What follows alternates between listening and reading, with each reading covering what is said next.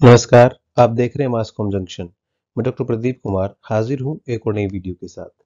Dear students, आज की इस वीडियो में हम चर्चा करेंगे न्यूज़ राइटिंग के एक खास स्टाइल के बारे में। जी हाँ, जो कि chronological style of news writing है।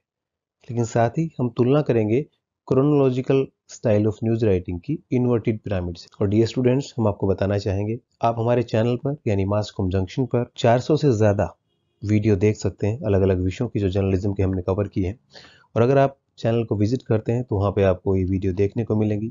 अगर आपको हमारा कंटेंट अच्छा लगता है तो आप इस चैनल को सब्सक्राइब ज़रूर करें। आपका सब्सक्रिप्शन हमारे लिए मोटिवेशन का काम करेगा। तो आइए अब टॉपिक की तरफ बढ़ते हैं। News writing style, inverted pyramid and chronological news writing style.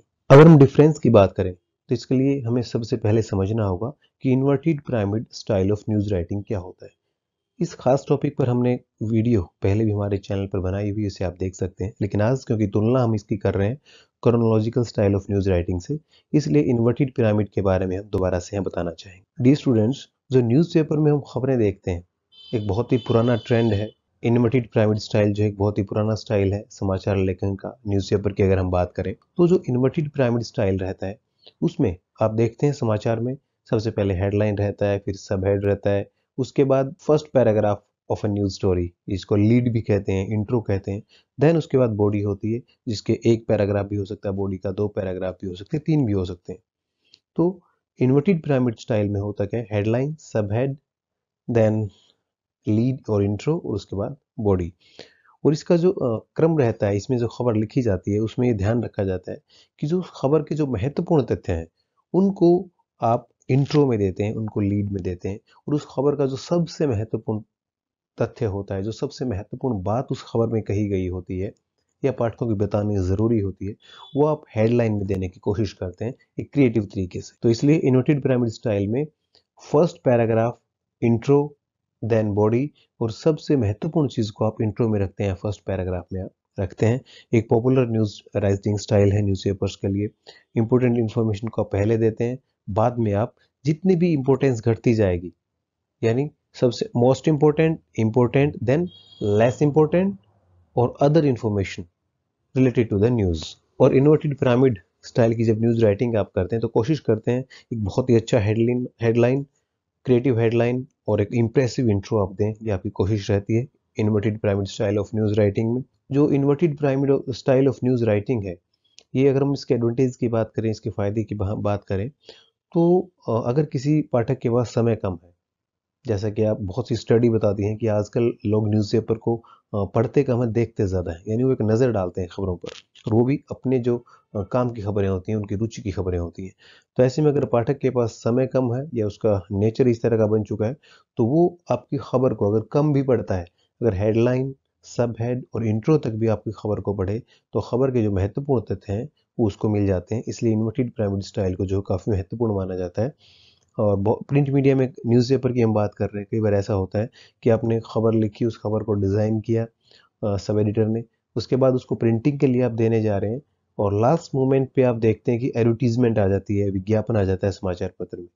तो ऐसे में अगर लास्ट टाइम पे आप उस 3 कॉलम की खबर को 2 कॉलम की करते हैं, या 4 कॉलम की खबर को 3 कॉलम की करते हैं, और आपको लास्ट का जो हिस्सा है, अंतिम जो पैराग्राफ है, एक पैराग्राफ, डेढ़, दो, जितना पैराग्राफ अगर आप काट रहे हैं एडवर्टीजमेंट के आने से, यानी विज्ञापन आपको लगाना है, ऐसे में अगर विज्ञापन लास्ट टाइम पे आपको लगाना पड़े, तो भी आपकी खबर का जो महत्वपूर्ण हिस्सा है, चूंकि आपने उसको इंट्रो में दिया है, इसलिए वो कटेगा नहीं। इसलिए इन्वर्टेड पिरामिड स्टाइल जो है, इसमें हेडलाइन, सब हेड, इंट्रो, बॉडी इस प्रकार से रहता है, most important, important, then less important. और क्रोनोलॉजिकल ऑर्डर की हम बात करें तो इसके विपरीत आप करते क्या है, chronological style of news writing में आप जिस क्रम में घटना हुई है, यानी जरूरी नहीं कि महत्वपूर्ण पहले हुआ या बाद में हुआ, जिस क्रम में वो घटना घटी है, उस घटना को आप हूबहू वैसे ही उसी क्रम में प्रस्तुत करते हैं। उदाहरण के तौर पर अगर कोई बहुत बड़ा रेल हादसा होता है, जैसे पिछले दिनों एक रेल हादसा हमारे देश में हुआ, तो वो रेल हादसा सुबह कितने बजे हुआ, देन वहाँ पे प्रशासन कितने बजे पहुंचा, एम्बुलेंस कितने बजे पहुंची, फायर ब्रिगेड की गाड़ियां कितने बजे पहुंची, वहाँ अगर उस प्रदेश के सीएम है वो कितने बजे पहुंचे, दूसरे जो रेलवे मिनिस्टर हैं हो सकता है वो इतने बजे पहुंचे हों, उसके बाद राहत सामग्री इतने बजे पहुंची, इतने बजे उन लोगों को निकाला गया। आप देखते हैं न्यूज़पेपर में नेक्स्ट डे जो है सवेरे अगर वो हादसा 7 बजे हुआ है और शाम के 6 बजे तक वहाँ पे कार्रवाई चली है, तो सवेरे के 7 से शाम के 6 बजे तक टाइम भी इवन दिया होता है कि 7 बजे ये हुआ, 7:30 ये हुआ, 8 बजे ये हुआ। यानी आप उस पूरी घटना को सवेरे से लेकर शाम तक उस जैसे जैसे घटी है, उसकी जो डेवलपमेंट हुई है, उसको स्टेप वाइज आप प्रेजेंट करते हैं क्रोनोलॉजिकल ऑर्डर में। तो ये होती है chronological style of news writing. खासकर जब आप बैकग्राउंडर लिखते हैं या तो इस तरह की चीज़ें आप लिखते हैं, जब कोई घटना आप सिलसिलेवार ढंग से एक पूरी जो बड़ी घटना हो सकता है, रैली हो सकती है, कोई बहुत बड़ा सड़क हादसा, रेल हादसा या बहुत बड़ा इंसिडेंट या कोई समिट हो रहा है, कोई मेगा इवेंट है, उसको आप काल क्रमानुसार उस सारी घटना को प्रस्तुत करते हैं कि इतने बजे ये हुआ, इतने बजे ये हुआ, इतने बजे ये हुआ। आप देखते हैं समाचार पत्रों में। और साथ ही कई बार क्या होता है, जब बैकग्राउंडर आप लिखते हैं तो उस वक्त भी क्रोनोलॉजिकल ऑर्डर का इस्तेमाल करते हैं। सपोज करो आज से 30 साल पहले अगर कोई बम धमाका हुआ, उस बम धमाके के बाद बहुत लोग घायल हुए, कैजुअलिटीज हुई, और उसके कुछ दिन बाद कुछ लोगों को गिरफ्तार किया गया उसके आरोप में। देन वो जो ट्रायल चलता है कोर्ट में, उसके बाद धीरे धीरे उनको दोषी करार दिया गया, फिर उनको सजा हुई निचली कोर्ट से, फिर ऊपर की कोर्ट में गए, वहाँ पे हो सकता है सजा माफ हुई। देन दूसरी पार्टी फिर ऊपर के कोर्ट में जाती है, फिर उनको सजा होती है। इस प्रोसेस में हो सकता है कई बार 5 साल, 10 साल, 20 साल, 25 साल लग जाते हैं। तो आप देखते हैं कि हो सकता है आज से 30 साल पहले की इस तरह की कोई घटना है, कोई बम विस्फोट की घटना है, और आज दोषियों को सजा मिली है। तो आज जो लोग पढ़ने वाले हैं समाचार, हो सकता है उस वक्त उस घटना के बारे में उनको ना पता हो सकता है कोई यंगस्टर है और उसके जब उसका जन्म हुआ तो उससे पहले ही वो घटना घट चुकी है, तो उसको पता नहीं कि हुआ क्या है। तो इस तरह की जब घटनाएं आप लिखते हैं, हो सकता है 30 साल पहले वो घटना हुई, आज उनको उम्र कैद की सजा सुनाई गई। तो आज जो पाठक समाचार पढ़ रहा है उसके लिए सब नया है, उसको हो सकता है ना पता हो, या इवन अगर उस टाइम हो भी तो उसको पता नहीं होता कि सिलसिलेवार ढंग से इस घटना में क्या हुआ।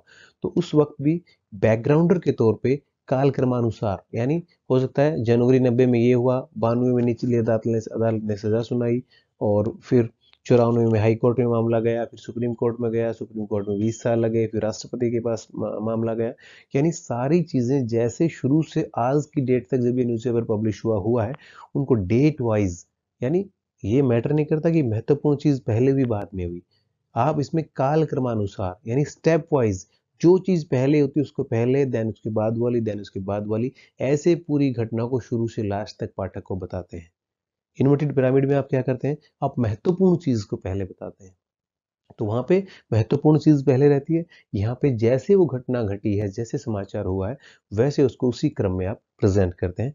This is the basic difference between inverted pyramid style of news writing and chronological style of news writing. तो डियर स्टूडेंट्स, आज हमने आपसे चर्चा की inverted pyramid style of news writing और chronological style of news writing के बारे में।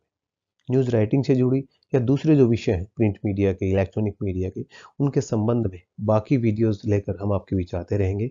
आप जुड़े रहिए हमारे साथ और देखते रहिए मास कॉम जंक्शन।